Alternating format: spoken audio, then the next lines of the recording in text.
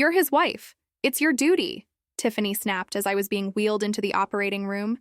The cold hospital light stabbed into my eyes like judgment from above. The surgical gown felt paper thin against my skin, doing little to shield me from the institutional chill that seemed to seep into my bones. My heart hammered against my ribs as nurses bustled around, preparing for the procedure. That would remove my kidney. A piece of myself I was giving to Aiden, my eldest son. I had carried him, protected him, and worked myself to exhaustion for him. Now, at 54, everyone expected me to make this sacrifice without question. Everyone assumed I'd give up a part of myself silently, gratefully even. The anesthesiologist approached with a reassuring smile that didn't reach his eyes. Syringe ready. That's when the operating room door burst open with a bang. There stood Elijah, my 9-year-old grandson, covered in mud, his small chest heaving with exertion. His sneakers squeaked against the sterile floor as he rushed toward me, clutching my old cell phone in both hands. "Grandma," he called out, his voice cutting through the surgical silence like a blade. "Do you want me to tell them why Dad really needs your kidney?" The entire room froze. The anesthesiologist's syringe hovered midair. Nurses exchanged glances. Dr. Langston's clipboard clattered to the floor. Through the observation window, I saw Tiffany's face turn ashen. "Elijah," I whispered, my throat suddenly dry. "What are you talking about?" He looked at me not with the fear I'd expect from a child his age, but with a strength, a certainty that startled me. "They've been poisoning him," he said simply, lifting the phone. "And I have the proof." 3 months earlier, I sat in my modest living room in our Reno suburb, surrounded by the half-finished crafts I sold at the local flea market to supplement my income. The afternoon light filtered through lace curtains, casting dappled shadows across the worn carpet where Elijah played with his action figures. The phone rang, Aiden's ringtone, the one I'd assigned specially for him. "Mom," he said, his voice thinner than I remembered. "I need to see you. It's important." When they arrived an hour later, I hardly recognized my son. Aiden, once tall and robust like his father, was gaunt, his cheekbones sharp beneath sallow skin. Tiffany guided him to the couch with practiced movements, her manicured hand steady on his elbow. "Hello, Diane," she said, not quite meeting my eyes. Her voice carried the same clipped tone she'd used since marrying Aiden 5 years ago. As always, she looked immaculate, her blonde hair perfectly styled, her dress expensive yet understated. Elijah broke the tension, running to hug me. "Grandma, I made you a drawing at, school." "Let's show Grandma later, honey," Tiffany interjected, steering him toward the kitchen. "Go get yourself a cookie while the adults talk." As Elijah reluctantly left, Aiden leaned forward, elbows on knees. "Mom, I've been sick," he began. The story unfolded like a nightmare. Kidney failure. Months of deteriorating health. Specialists baffled by the rapid progression. Dialysis 3 times. A week now, and it wasn't enough. "He needs a transplant," Tiffany said, taking over as Aiden's energy flagged. "We've tested everyone in the family. Logan isn't a match. Neither am I." "What about Michael?" I asked, thinking of my husband, who, despite his vegetative state following a stroke 10 years ago, might still be medically viable. "Dad's condition rules him out," Aiden said softly. Tiffany placed a hand on mine, her touch cool and dry. "We need to test you, Diane. The doctors say parents are often the best match." I looked at my son, my firstborn, his eyes sunken with exhaustion and fear. How could I refuse? "Of course," I said. "Anything." The tests took weeks. Blood work, tissue typing, cross-matching. My chronic arthritis flared from the stress, but I pushed through the pain. My weak heart, damaged from years of overwork and worry, protested with occasional palpitations that I hid from everyone. Then came the call. "You're a match," Dr. Langston said, his voice neutral, professional. "A very good match, actually." That evening, Tiffany arrived alone. She settled into my kitchen chair like it was a throne, accepting the tea I offered with a perfunctory smile. "So you've heard?" she said, stirring honey into her cup with slow, deliberate movements. I nodded. "I want to help Aiden. He's my son." "Good." Something in her tone made me look up. Her eyes, usually guarded, held a flash of, was it triumph? "We'll need to schedule the surgery soon. Aiden's getting worse." The doctor mentioned risks, I said carefully. "With my heart condition, a mother's love overcomes all obstacles, doesn't it?" Tiffany cut in. "My mother always says that sacrifice is a parent's highest calling." I thought of the thousands of invisible sacrifices I'd already made. The meals skipped so Aiden could have new shoes, the night shifts I'd worked to pay for his college applications, the dreams I'd shelved to raise him alone after his father took that second job that kept him away for weeks at a time. I'll need time to arrange care for Michael, I said.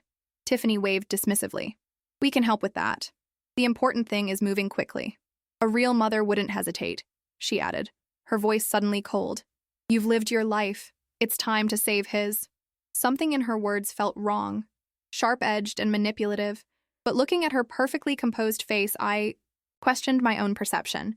That night, as I bathed Michael, his once strong body now slack under my gentle hands, I whispered my fears to him, knowing he couldn't respond.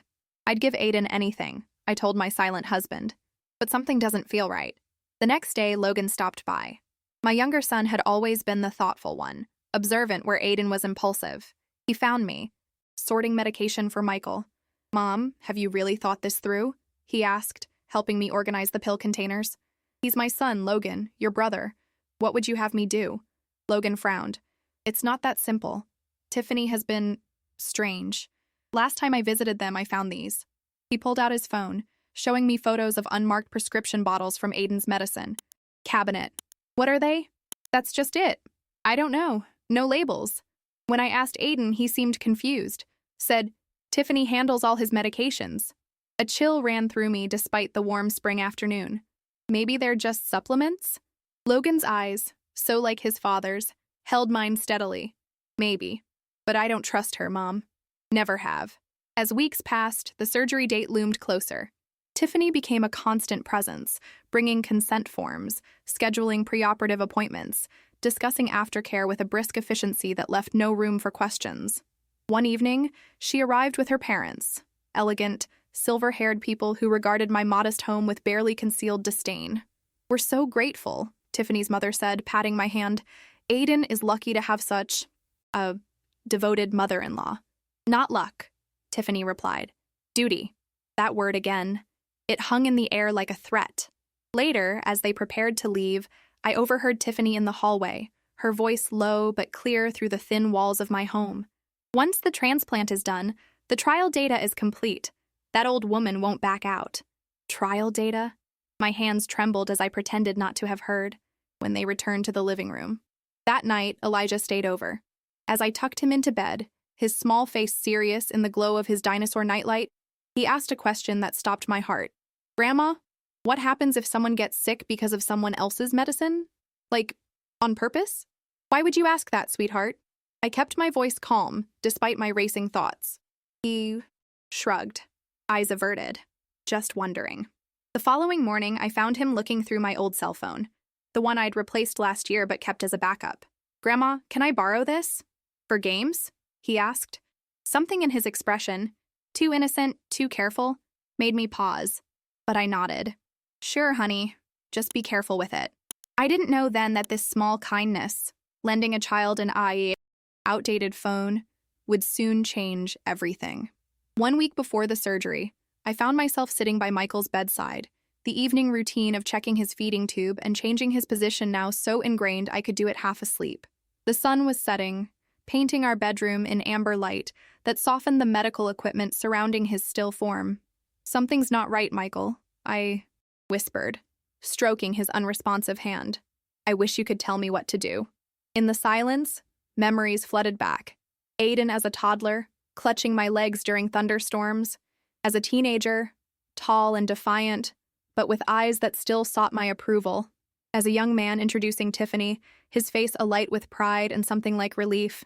Had I missed the signs even then? The doorbell interrupted my thoughts. Logan stood on the porch, rain dripping from his jacket. We need to talk, he said, his expression grave. I've been doing some digging. At the kitchen table, he spread out papers. Printouts of medical journals, pharmacy records, financial statements. Tiffany's parents own Meridian Pharmaceuticals, he began, pointing to a logo I vaguely recognized. They're developing an experimental drug for kidney disease. It's called Nephroregen. What does this have to do with Aiden? Logan's eyes met mine. They've been having trouble getting FDA approval. Their clinical trials showed promising results but dangerous side effects. They need more data, controlled data, to prove efficacy. A cold weight settled in my stomach. You think Aiden is part of some trial?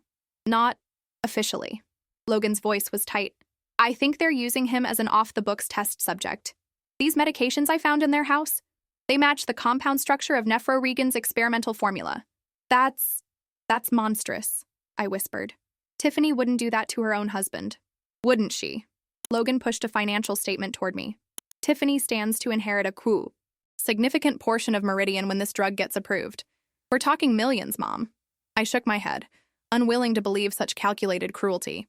We need proof, not speculation. I'm working on it, Logan said. Just don't sign anything else until I can confirm. But the next day, Tiffany arrived with more paperwork, her smile brittle as she placed a pen in my hand. Just a few more consent forms, she said. The hospital requires them for liability purposes. As I skimmed the dense legal language, a phrase jumped out. Waives right to subsequent claims related to donor complications or recipient outcome. What does this mean? I asked. Tiffany's smile didn't waver. Standard protection for the hospital. Nothing to worry about. I signed, but the unease grew stronger. That night, Elijah stayed over again. We made cookies together, his small hands covered in flour as he carefully pressed dinosaur-shaped cutters into the dough. Grandma, he said suddenly, I heard Mom and Grandpa talking about you. I kept my voice casual. Oh? What did they say? His eyes remained fixed on the cookie dough. Grandpa said, once we have Diane's kidney, we'll have the final comparative data set. What's comparative data, Grandma? My hands trembled so badly I had to set down the rolling pin. It's information that scientists use, I explained, trying to keep my voice steady. To compare different things. Elijah nodded solemnly. That's what I thought. He hesitated, then added, Mom gets really mad when I ask about Dad's medicine. She says I'm being nosy. Later, when Elijah was asleep, I found my old cell phone on his nightstand. A notification blinked on the screen. Someone had activated the voice recorder. Curious, I pressed play. Tiffany's voice filled the room. The kidney transplant is crucial, Mother. We need to compare the drug's effects on the damaged kidney to its impact on a healthy one. Then we'll have everything we need for international approval. Her mother's colder, more clinical voice replied, And the donor? Any complications expected? Who cares? She served her purpose. Aiden will have a new kidney, we'll have our data, and Meridian stocks will soar. Everyone wins. Except Diane. A laugh. She gets to be the hero mother. Isn't that what she's always wanted? I sat frozen on the edge of Elijah's bed, the phone clutched in my hand as the recording continued.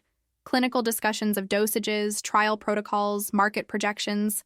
They had been systematically poisoning my son, damaging his kidneys to test their drug, planning to use my healthy kidney as the control in their twisted experiment. The next morning, I called Logan. I have proof, I said, my voice surprisingly steady. Elijah recorded them. Logan arrived within the hour, listened to the recording with a face like stone, then made a call to a friend at the FDA. We need to be careful, he warned. Meridian has powerful connections. If we move too soon, they might destroy evidence. The surgery is in 3 days, I reminded him. Then we wait until the last possible moment, Logan decided, when everyone is present, when they can't deny what they've done. For the next 2 days, I played along, attending pre-op appointments, nodding at Tiffany's instructions, pretending I hadn't heard her plotting to use my body as a laboratory. Each time I saw Aiden, growing weaker daily from their poisons, it took every ounce of willpower not to scream the truth. The morning of the surgery arrived. Tiffany drove me to the hospital, her conversation a steady stream of reassurances that felt like daggers. You're doing the right thing, Diane. Aiden is so lucky to have you. In the pre-op room, as nurses prepped me, she hovered, ostensibly supportive but watching like a hawk. Where's Elijah? I asked, noticing his absence. With my parents, she said dismissively. Children aren't allowed in the surgical areas anyway. But as they wheeled me toward the operating room, I saw Logan in the waiting area, his phone to his ear, nodding grimly. Our eyes met, and he gave me a subtle thumbs up. The plan was in motion. The operating room was blindingly bright, the surgical team efficient and impersonal as they positioned me on the table. Through the observation window, I glimpsed Tiffany and her parents, their faces tense with anticipation. You're his wife. It's your duty, Tiffany snapped when I asked for a moment to collect myself. The anesthesiologist approached, syringe ready. Count backward from 10, Mrs. Hollis. 10, 9, 8. The door burst open. The surgical team froze as Elijah rushed to my side, clutching the phone. Behind him came Logan, accompanied by a stern-faced woman in a dark suit and two uniformed officers. "What is the meaning of this?" Dr. Langston demanded, outrage in his voice. "This is a sterile environment." The suited woman flashed a badge. "FDA Criminal Investigation Division. I'm Agent Morales. This procedure needs to be halted immediately." Through the observation window, I saw Tiffany's father grab her arm, his face ashen. They exchanged urgent whispers. "On what grounds?" Dr. Langston asked, clearly bewildered. Agent Morales nodded toward Elijah. "This young man has evidence suggesting Mr. Hollis's kidney failure was deliberately induced as part of an unauthorized drug trial." Gasps echoed around the operating room. A nurse helped me sit up on the table, draping a blanket around my shoulders. "That's absurd," Dr. Langston protested. "Mr. Hollis has been diagnosed with poisoning," Logan interrupted, stepping forward. "Deliberate, systematic poisoning with an experimental compound called nephroregan." Dr. Langston's face paled. "Nephroregan? But that's still in clinical trials. The FDA hasn't—" "Exactly," Agent Morales said grimly. "Play the recording, son." Elijah, his small face solemn with the importance of his role, pressed play on the phone. Tiffany's voice filled the stunned silence, clinical and cold as she discussed dosages, kidney damage progression, and the final comparative data they would gather from the transplant. I watched through the window as Tiffany's mother made a move toward the exit, only to find her path blocked by one of the officers.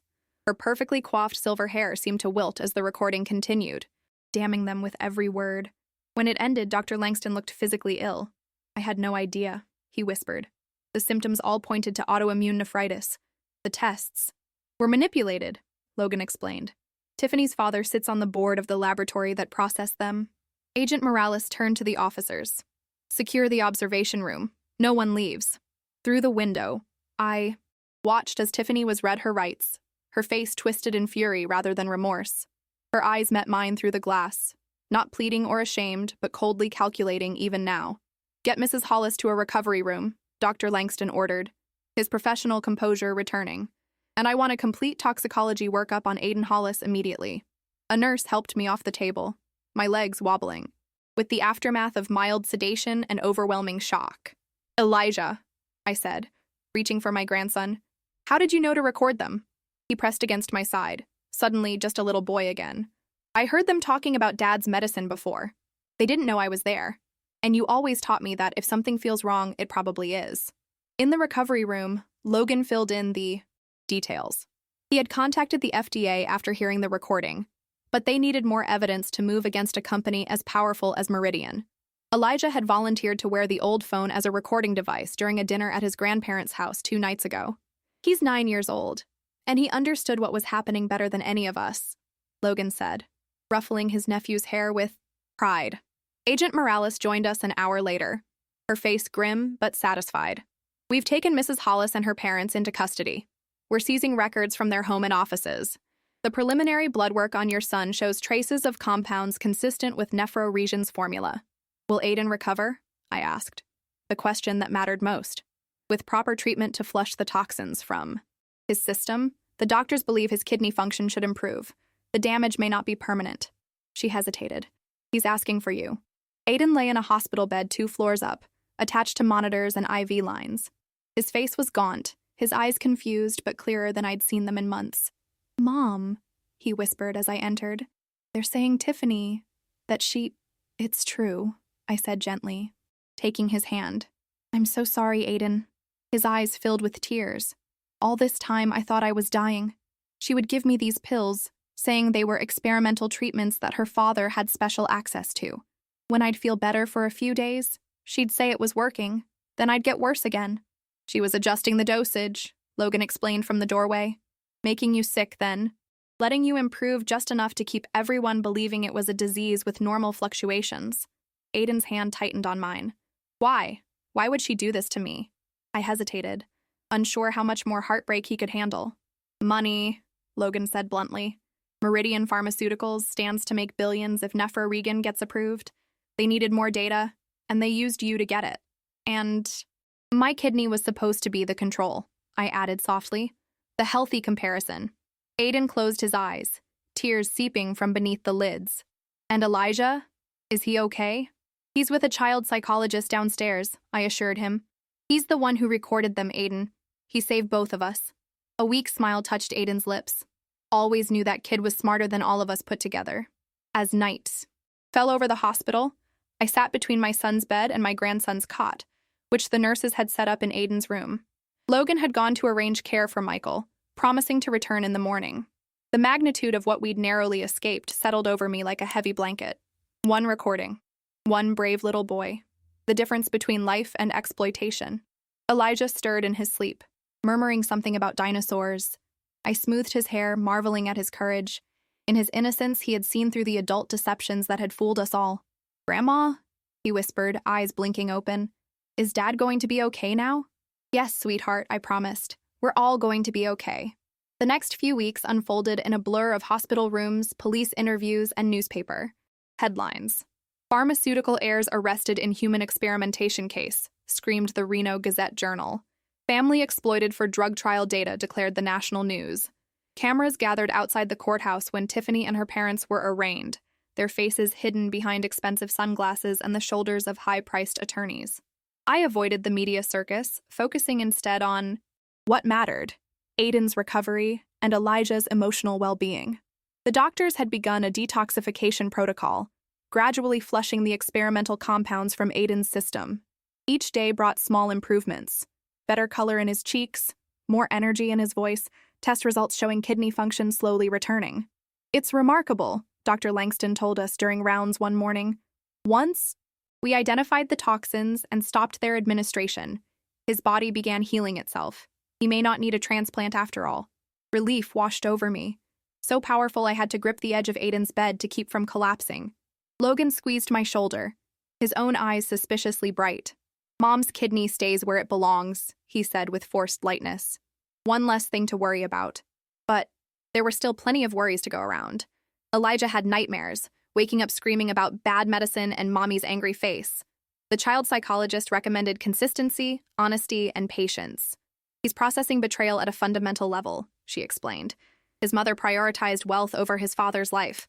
That's difficult for an adult to comprehend, let alone a 9-year-old. On Elijah's third night at my house, now his temporary home while the courts determined custody arrangements, I found him sitting on the floor of his room, surrounded by photographs. "What are you doing up so late, sweetheart?" I asked, kneeling beside him despite my aching joints. "Looking for pictures where Mom is happy," he said, his small voice troubled. "Real happy, not pretend. Happy." My heart broke as I looked at the scattered images. Family vacations, birthdays, school events, searching for genuine emotion in Tiffany's perfect smile. Had it always been a mask? Had there never been real love? "People are complicated, Elijah," I said carefully. "Sometimes they make terrible mistakes."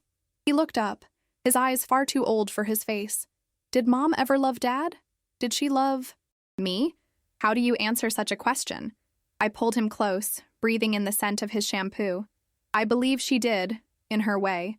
But love gets twisted sometimes when people want the wrong things too much." He seemed to consider this, leaning against me. "I'm glad I told the truth," he said finally, "even if it means Mom goes to jail." "That was very brave," I agreed. "Not everyone would have been strong enough to do the right thing. Dad says I get that from you." His voice was sleepy now, the late hour catching up with him. "He says you always told the truth, even when it was hard." I tucked him back into bed, wondering if Aiden really believed that about me, or if it was something comforting he'd told his son. Either way, I was grateful. The preliminary hearing came faster than expected. The prosecution had mountains of evidence, not just our recordings, but internal emails, altered lab results, and financial projections that explicitly mentioned comparative kidney data as a milestone for investment. The FDA had raided Meridian's headquarters, uncovering a shadow research protocol that perfectly matched what had been done to Aiden. Logan and I sat in the courtrooms, hard wooden chairs, watching Tiffany and her parents enter in handcuffs. They looked diminished somehow, their designer clothes and perfect posture incongruous with their circumstances.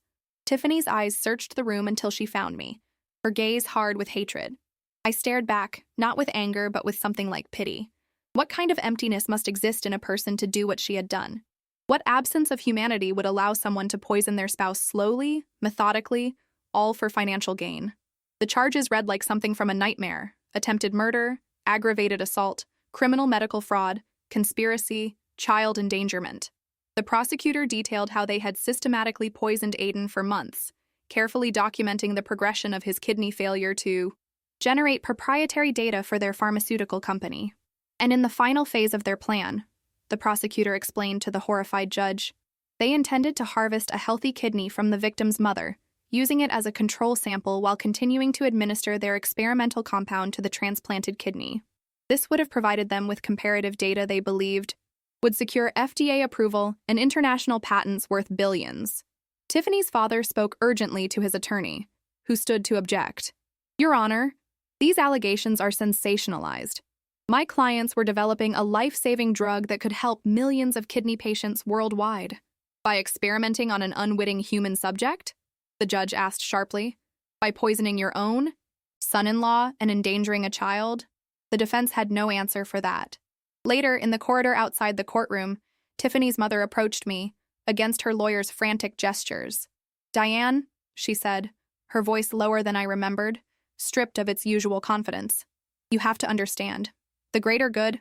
Don't, I interrupted, surprised by my own calm. There is no justification.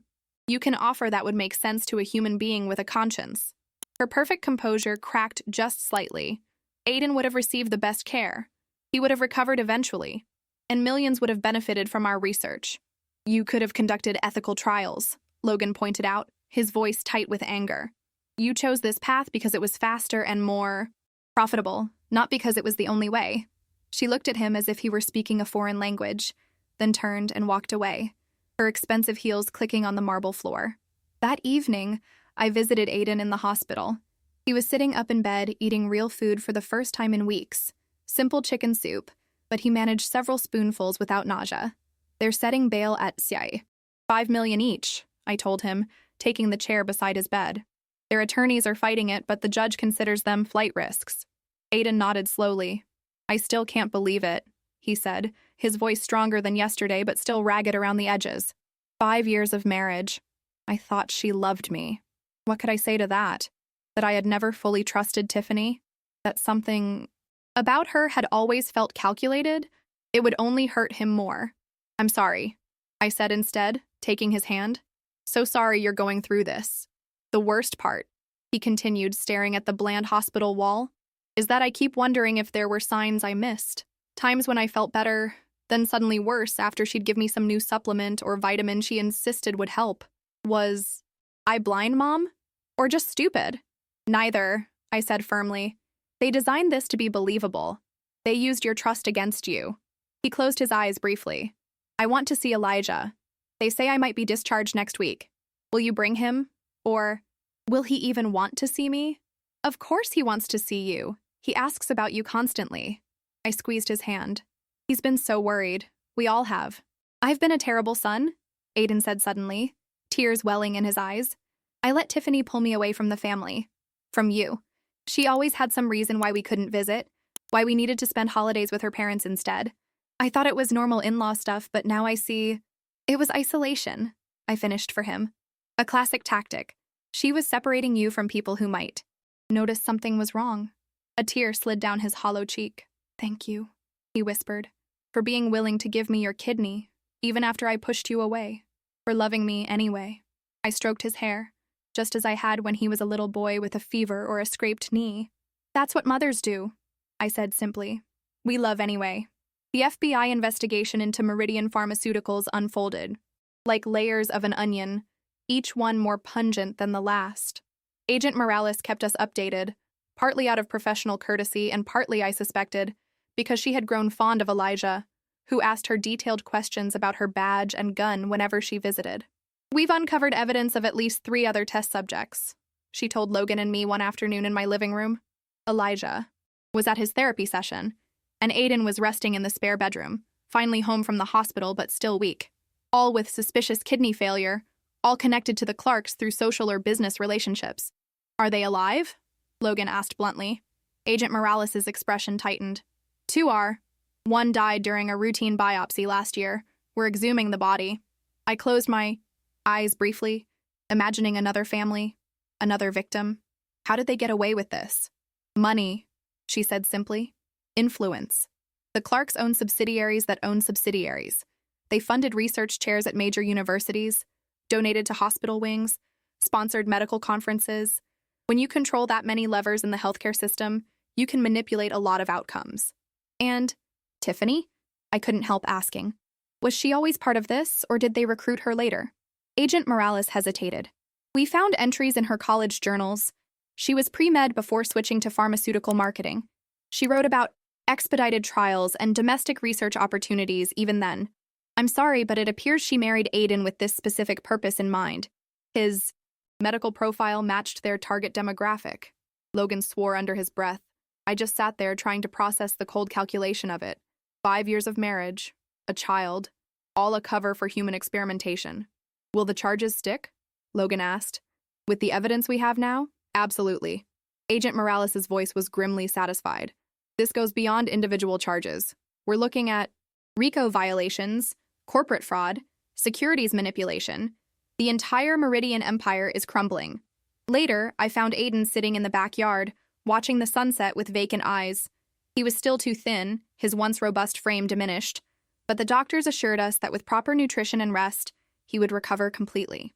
Agent Morales was here, I said, settling into the chair beside him. The investigation is going well. He nodded, still staring at the horizon. She talked to me too, showed me pictures of the other victims. One of them was Jason Collins. Remember him? From my college basketball team? I did remember. A lanky boy with a quick smile who'd come to dinner a few times. He was one of their subjects? Died last year. They said it was complications from lupus. Aiden's voice was flat. But he never had lupus until he started dating Tiffany's cousin. The scope of the conspiracy was staggering. I reached for his hand, not knowing what to say. I've been thinking about what happens next, Aiden continued after a moment. After the trial, after the publicity dies down, what do I tell Elijah about his mother? It was the question I'd been dreading. I don't know, I admitted. The psychologist might have suggestions. I don't want him to grow up thinking he has her darkness in him, Aiden said fiercely. He's nothing like her. He's brave and honest and good. He knows that, I assured him, and he'll have us to remind him every day. As if summoned by our conversation, the back door opened, and Elijah came out, followed by Logan, who'd picked him up from therapy.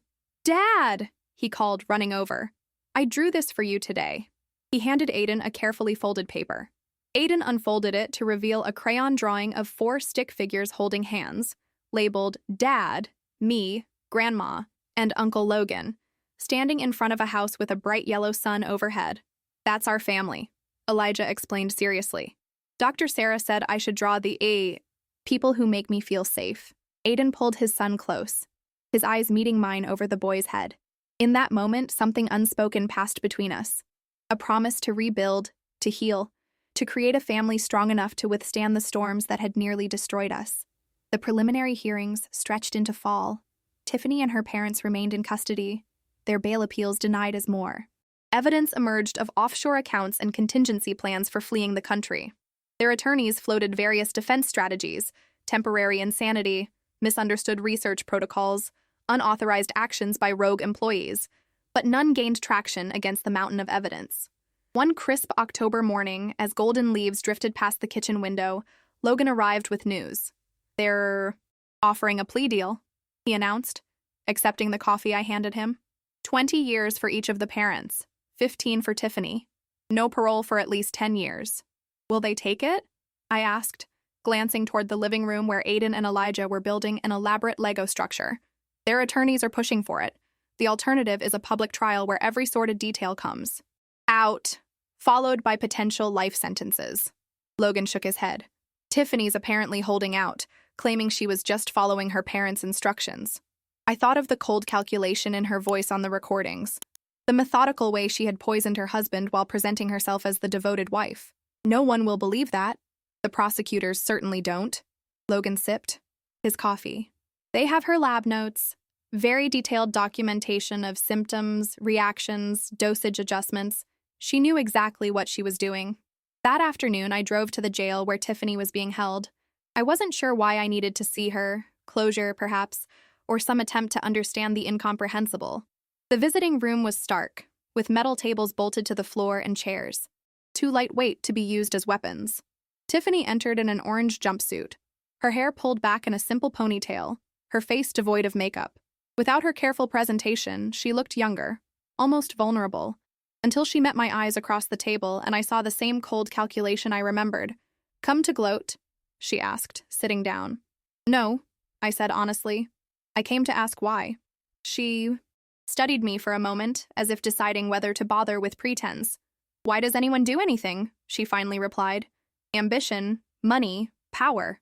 You had a husband who loved you, a beautiful son. Wasn't that enough?" A smile touched her lips, but it didn't reach her eyes. "Oh, Diane. So conventional. Some of us want more than a suburban life with a construction foreman." "So you married Aiden just to poison him? To use him as a test subject?" "I married Aiden because he fit the profile we needed. Right age, right health history, right baseline kidney function. The fact that he was related to you, a perfect genetic match for donation, was a bonus." She leaned forward slightly. "And yes, I gave birth to ensure my position in the family would be unquestioned if questions ever arose. The casual cruelty of it, using a child as an insurance policy, left me breathless." "You never loved him," I said. "Or Elijah." Something flickered in her eyes. Annoyance, perhaps, or the faintest hint of regret. "Love is irrelevant. We were developing a drug that could have saved millions of lives. Sometimes progress requires sacrifice." "Not unwilling sacrifice," I countered. "Not deception and poison." "Such moral outrage," she said mockingly. "Yet you were perfectly willing to give your kidney to save Aiden. How is your sacrifice different from his?" "Because I chose it," I said simply. "You took his choice away." She shrugged, already bored with the conversation. "Well, it doesn't matter now, does it? Your grandson made sure of that." I stood to leave, having heard enough. "Take the, plea deal, Tiffany. Elijah deserves to move on without the trauma of a trial." "Always thinking of others," she said sarcastically. How exhausting it must be, carrying so much duty. That word again. The one she had thrown at me in the operating room. I paused at the door. "It's not duty," I told her. "It's love. That's what you never understood." Winter settled over Reno with a quiet persistence, blanketing our lives in a stillness that felt medicinal after the chaos of the past months. Tiffany and her parents ultimately accepted the plea deal, sparing us the spectacle of a trial. The business press chronicled Meridian Pharmaceuticals' spectacular collapse, with shareholders filing lawsuits and the FDA launching a comprehensive review of all their products. Justice moved forward in courtrooms and boardrooms, but our focus remained on healing within the four walls of my modest home. Aiden improved steadily. His body, freed from the toxins that had been systematically destroying it, began rebuilding itself. His hair regained its luster, his complexion its color, his frame its strength. The doctors were cautiously optimistic that the kidney damage wasn't permanent, though he would need monitoring for years to come. Elijah blossomed too in quieter ways. His nightmares grew less frequent. He smiled more easily. His therapist reported progress in processing the complex emotions surrounding his mother's betrayal. He developed an intense interest in detective stories, devouring age-appropriate mysteries and solving riddles with a focus that impressed his teachers. "He's channeling his experience," his therapist explained, finding power in solving puzzles after being caught in one himself. Our family settled into new routines. Logan came for dinner 3 times a week, bringing groceries and staying to help with Michael's care. Aiden took over the spare bedroom indefinitely, accompanying me to Michael's medical appointments and learning the intricate details of caring for someone in a vegetative state. "I never understood what you were dealing with," he admitted one evening as we changed Michael's feeding tube together. "All those years, handling this alone." "Not alone," I corrected gently. "Logan helped." Aiden's face registered a familiar guilt. "While I was busy with my perfect life with Tiffany." He carefully adjusted Michael's position to prevent bed sores, his hands competent and gentle. "She always had reasons why we couldn't visit more often. Dad's condition made her uncomfortable. She was worried about Elijah being confused by seeing his grandfather this way." "She was isolating you," I said, a fact we'd discussed in our family therapy sessions, "making sure there were fewer eyes watching as your health declined." He nodded, his jaw tight. "I let it happen. I was so proud of having this beautiful, accomplished wife, so convinced I'd moved up in the world from my blue-collar roots. I thought her lifestyle, her family's connections, it all meant something, made me something." I touched his arm. You've always been something, Aiden. Someone worth loving. His eyes, so like his father's, met mine. I'm trying to believe that again. One snowy afternoon in December, Logan arrived with an unexpected proposal. He'd been researching kidney-friendly diets for Aiden and had stumbled across an urban farming initiative on Reno's east side. They're converting vacant lots into community gardens, he explained, spreading brochures across my kitchen table. Growing organic produce, teaching sustainable agriculture techniques. They need volunteers, and they offer special programs for trauma recovery. I examined the colorful photos of raised beds and smiling community members. Gardening as therapy? There's strong evidence it helps, Logan said. The combination of physical activity, connection with nature, and tangible results. Plus, it would get all of us outside more.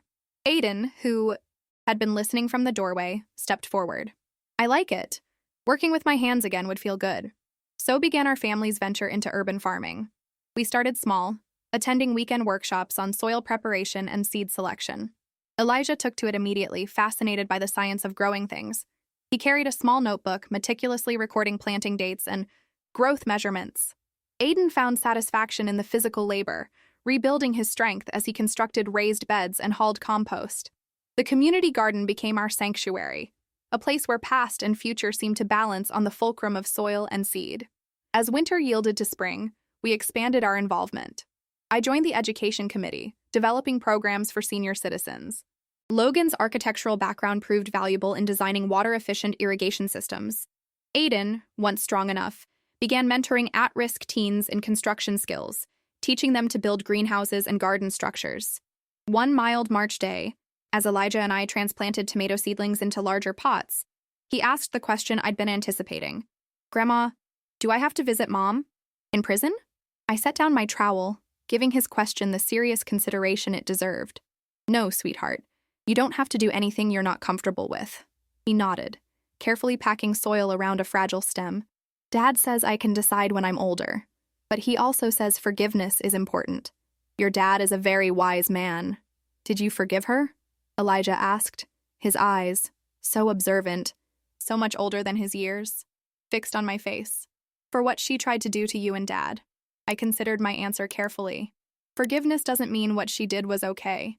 It doesn't even mean she deserves another chance. For me, it means not letting anger about what happened take up space in my heart where better things could grow. He seemed to consider this, his small brow furrowed in concentration. Like when you have weeds in the garden? Exactly like that, I smiled. If we let weeds take over, there's no room for vegetables and flowers. He nodded solemnly. I think I'm still working on it.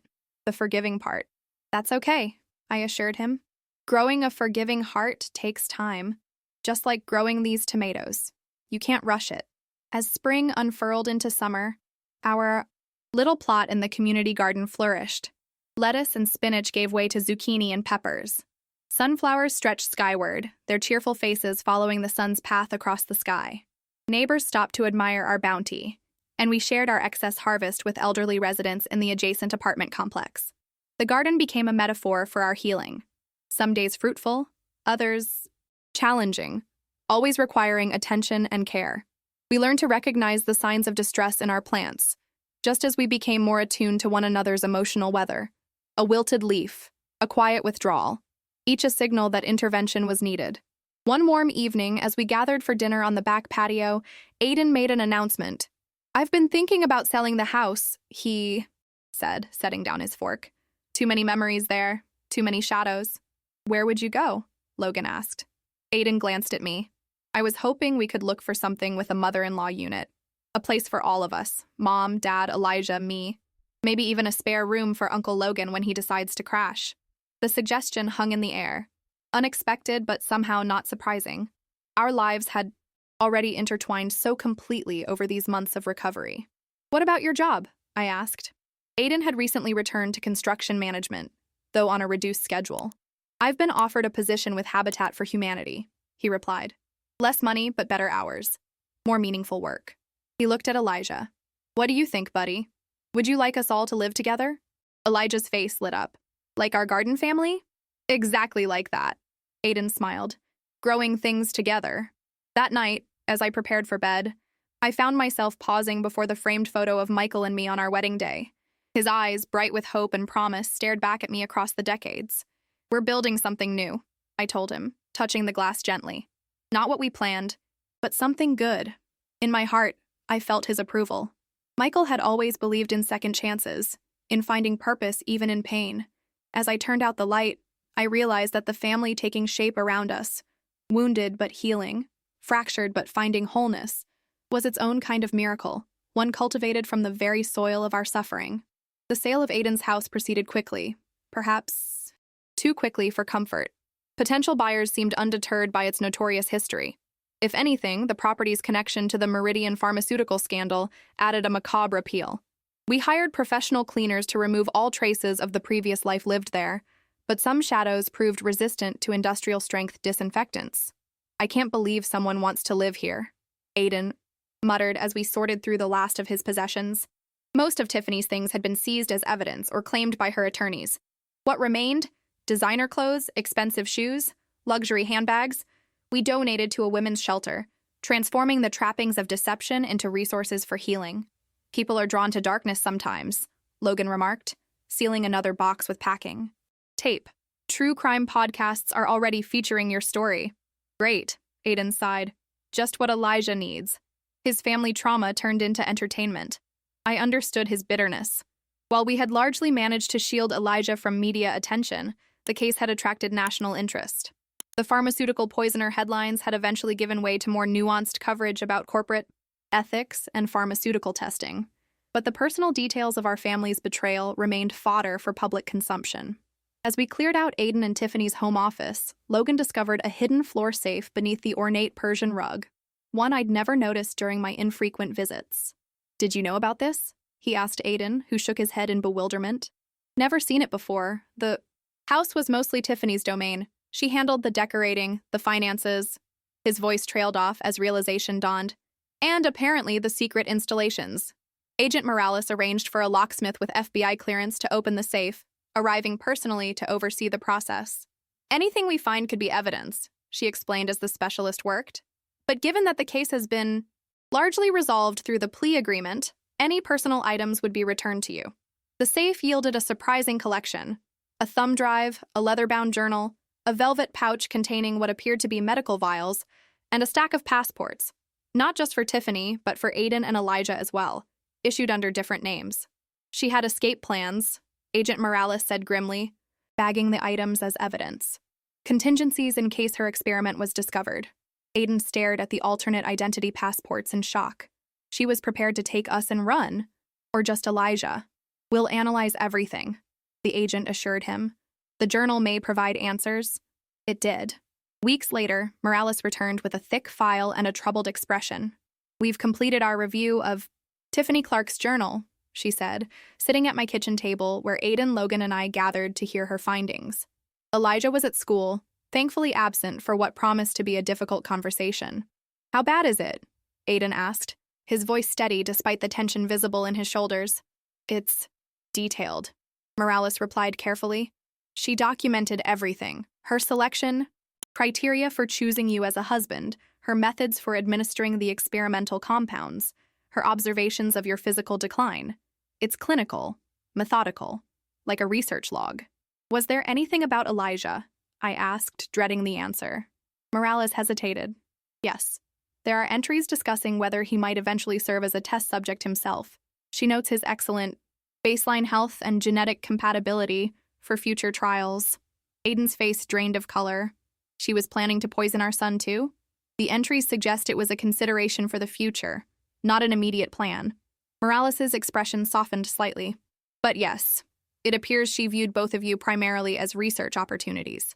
The revelation sent Aiden into a tailspin of guilt and horror. That night, after we'd moved the last of his belongings into my home, our temporary arrangement until we found a larger place, I found him sitting on the back porch, staring into darkness. "I brought her into our lives," he said as I settled beside him. "I gave her access to my son, my own mother." His voice broke. "What kind of father does that make me?" "A trusting one," I said firmly. "A normal one. No one expects their spouse to be a sociopath conducting medical experiments." "I should have seen something," he insisted. "There were signs. Times when I'd feel better, then suddenly worse after she'd give me some new health supplement. How she'd document my symptoms, claiming it was to share with doctors. Her insistence on preparing all my meals herself. Hindsight makes everything obvious, I told him. But we see what we expect to see, Aiden. You expected a loving wife. That's not a failure. It's being human. He wasn't ready to forgive himself, but the conversation marked the beginning of a shift. Rather than dwelling solely on what he'd missed, Aiden began focusing on what he could control, building a secure future for Elijah, contributing to the FDA's investigation into pharmaceutical testing practices, advocating for stricter oversight of experimental drugs. In June, we found our new home, a sprawling ranch-style house on the outskirts of Reno with a separate in-law suite for Michael and me, plenty of room for Aiden and Elijah, and a generous guest room for Logan. Best of all, it came with nearly an acre of land, perfect for expanding our gardening ambitions. The property needed work, paint, some plumbing repairs, landscape restoration, but Aiden saw that as an advantage. A project we can make our own, he said, as we walked the perimeter of what would become our family compound. Nothing tainted by the past. Moving day arrived just as summer reached its peak. Friends from the community garden came to help, along with neighbors and, colleagues from Aiden's new position at Habitat for Humanity. As the moving truck pulled away, leaving us surrounded by boxes and possibility, I felt a weight lift, one I hadn't fully acknowledged until its absence made me lighter. That evening, as we ate pizza on folding chairs in our new living room, Logan raised his paper cup in a toast. To new beginnings, he said, and to the family we've chosen to be. Elijah, his face smeared with tomato sauce, added solemnly, and to telling the truth, even when it's scary. Especially then, I agreed, reaching over to wipe his chin. As we settled into our new home, life developed a rhythm that felt both novel and familiar. Mornings began with Michael's care routine, which Aiden now shared with me. Elijah caught the school bus at the end of our long driveway. Evenings found us gathered around the dinner table, sharing the day's events. Weekends were dedicated to house projects and expanding our garden, now a sprawling array of raised beds, a small greenhouse, and fruit trees planted with future harvests in mind. One afternoon, while digging irrigation trenches for our new raspberry bushes, Elijah's shovel struck something solid. "Dad! Grandma, I found something!" he called, excitement pitching his voice higher. We gathered around as he carefully excavated his discovery. A small metal box, its surface corroded with age. "A time capsule," Logan suggested, kneeling beside Elijah. "Let's see what's inside." The rusty hinges protested, but eventually yielded. Inside lay treasures from another era. A high school yearbook from 1975, a handful of wheat pennies, newspaper clippings about Reno's centennial celebration, and a handwritten letter in faded blue ink. "To whoever finds this," Elijah read carefully, "I hope you're happy in this house. We sure were. The Millers, 1979. The family who built this place," Aiden murmured, leaving a message for the future. Something about that simple act of faith, burying hopes for unknown recipients, moved me deeply. The Millers could never have imagined who would find their time capsule or what circumstances would bring us to this soil. Yet they'd reached across time anyway, offering connection. "We should make one too," Elijah decided, "for the next family." "That's a wonderful idea," I agreed. "What would you put in it?" His brow furrowed in concentration. "Something. About our garden. And maybe the newspaper about Mom and the bad medicine so people know what happened but also how we got better." Aiden's eyes met mine over Elijah's head. A silent exchange of wonder at this child's wisdom, his ability to weave narrative from trauma, to find meaning in the painful chapters of our story. That night I dreamt of gardens, not just our physical one with its neat rows and promise of harvest, but metaphorical ones too. Gardens of memory, of healing, of truth-telling. In the dream, Elijah stood among towering sunflowers, their faces turned toward light, while beneath the soil, strong roots anchored them against whatever storms might come. The seasons turned, marking our first full year in the new house. Summer heat gave way to autumn's crisp embrace, then to winter's stillness, and finally to the tender green unfurling of spring. With each passing month, the raw edges of our trauma softened, not into forgetting, but into a kind of wisdom that informed rather than overwhelmed. Aiden thrived in his role at Habitat for Humanity, his construction expertise now directed toward creating homes for families in need. The physical labor rebuilt his strength, while the purpose behind it helped heal deeper wounds. He started dating again, cautiously, transparently, a kindergarten teacher named Julia, who understood his hesitancy and matched it with patient kindness. She asked about my scars, he told me one evening, touching the faint marks on his arm where IV lines had once delivered dialysis. I told her everything. About Tiffany, about the trial, all of it. How did she respond? I asked, watching his face carefully for signs of distress. A small smile lifted the corner of his mouth. She said everybody has scars. Hers are just less visible. Elijah entered 5th grade with a confidence that sometimes took my breath away. The frightened boy who had burst into an operating room with desperate courage had evolved into a thoughtful, observant child with a strong moral compass. His teachers noted his empathy, his willingness to stand up for classmates being bullied, his habit of checking on those who seemed sad or alone. He gets that from you, Aiden insisted whenever I expressed amazement at Elijah's emotional intelligence. He gets it from surviving, I countered, from learning early that doing the right thing matters even when it's terrifying. Logan, too, found new direction. The architectural firm where he'd worked for years had specialized in commercial developments. Sleek, efficient buildings that generated profit but little soul. Inspired by our family's journey, he shifted his focus to sustainable community design, collaborating with urban farming initiatives to integrate growing spaces into affordable housing projects.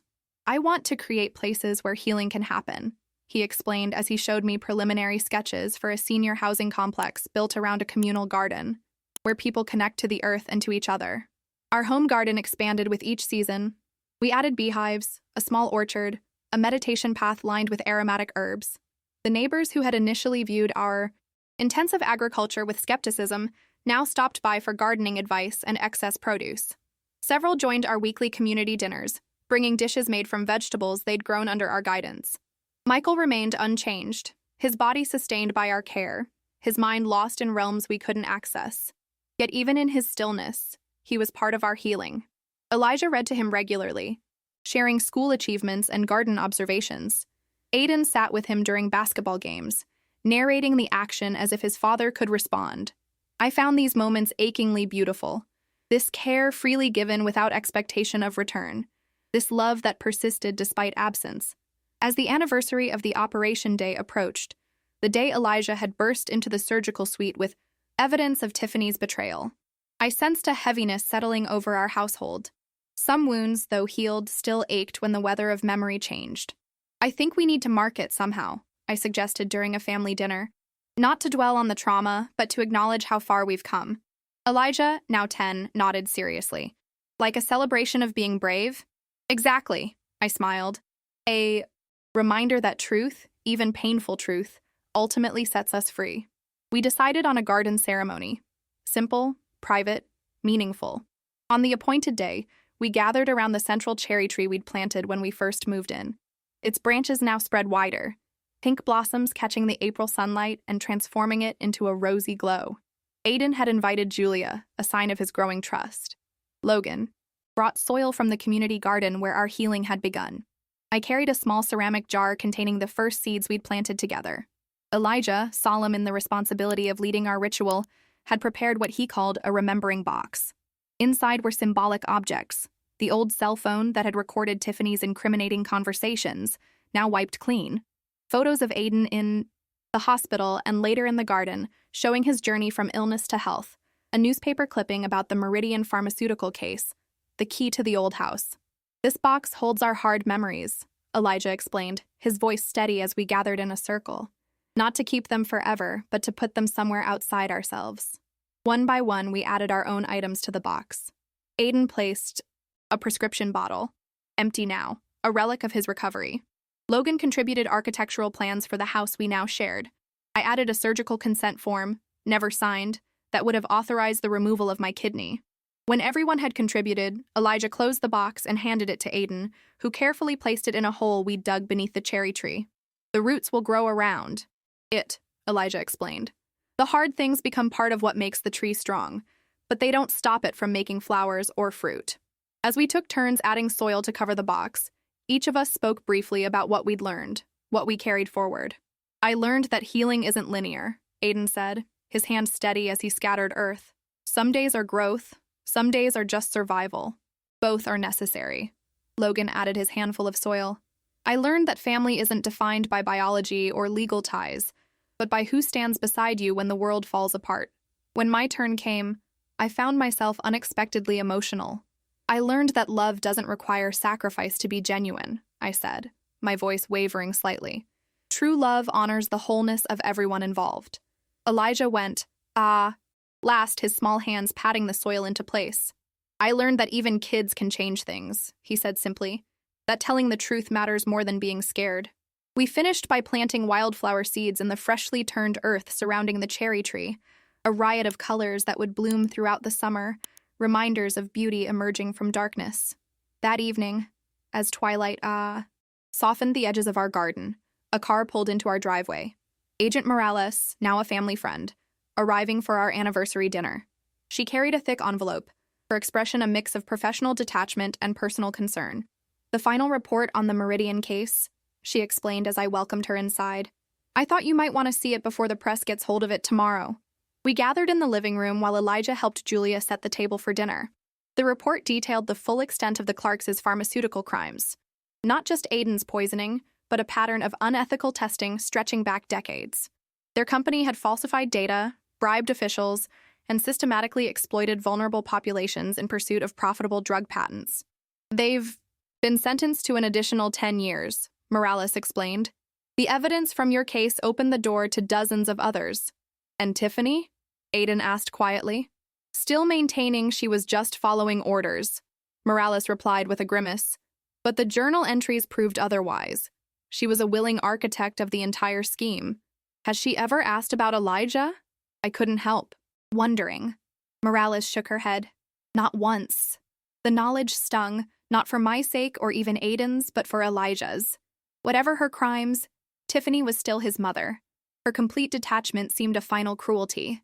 Later, after a dinner filled with conversation and laughter that would have seemed impossible a year earlier, I found Elijah on the back porch, staring up at the emerging stars. Are you okay, sweetheart? I asked, settling beside him. That was a lot of hard remembering today. He nodded, his profile thoughtful in the porch light. I was thinking about Mom. I waited, giving him space to continue. I used to wonder if she ever really loved me, he said finally. But then I realized it doesn't actually matter. It doesn't? No. He turned to me, his eyes clear and direct. Because I have enough people who do love me. Real love, not pretend love. He gestured toward the house where the warm glow of windows outlined Aiden, Logan, and Julia clearing the dinner table together. I have a whole garden of love. I pulled him close, this remarkable child who had saved us all, whose wisdom continued to illuminate our path forward. Yes, you do. And you always will. As we walked back inside to join the others, I thought about how far we'd come from that cold operating room where Tiffany had declared my sacrifice a duty. In the end, what saved us hadn't been obligation or self-denial, but its opposite, a child's fierce protection of his family's wholeness, his instinctive understanding that love should preserve, not diminish. The next morning, I woke early and walked through our garden as dawn painted the eastern sky. The cherry tree stood sentinel over our buried memories, its blossoms catching the first light. Nearby, tiny green shoots were already emerging from where we'd planted the wildflower seeds, persistent life pushing through darkness toward the sun. I knelt to touch one delicate seedling, marveling at its determination. In that moment, I understood what Elijah had been trying to tell us with his ceremony. The painful chapters of our story would always be part of us, nutrients for growth, rather than wounds that defined us. We had transformed betrayal into belonging, deception into truth-telling, exploitation into nurturing. And in doing so, we had created something rare and precious, a family defined not by blood or obligation, but by choice and courage, a garden where everyone could grow in their own way, rooted in soil enriched by shared experience. The best kind of family, I whispered to the morning air, is the one you water with truth. The sun crested the horizon, illuminating our home and the people sleeping safely within it. I stood, brushing soil from my hands, and turned toward the kitchen to start the coffee. Another day was beginning, another chance to cultivate what mattered most. Not duty, not sacrifice, just love, freely given and gratefully received, the most revolutionary act of all.